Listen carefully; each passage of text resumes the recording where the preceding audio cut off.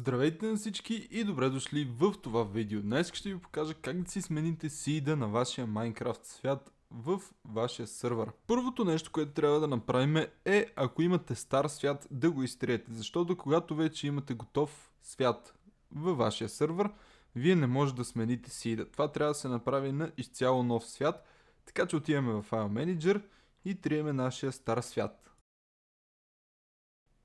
Също триеме Nether и Enda. Сега нещо, което трябва да направим е да си намерим сид, който ние искаме. В случай аз съм си приготвил от ето този сайт, ето този Minecraft seed. Копираме си сида и отиваме в Settings. След това отиваме на полето seed и го копи-пействаме.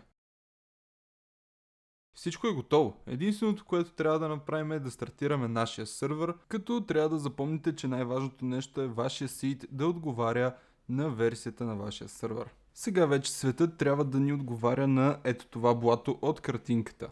Имаме го портала и имаме гигантското блато пред нас. Та това беше всичко от този туториал, надявам се да ви е бил полезен. Ако имате някакви въпроси, не се колебайте да отворите тикет в нашата клиент зона или в нашия Discord сървър.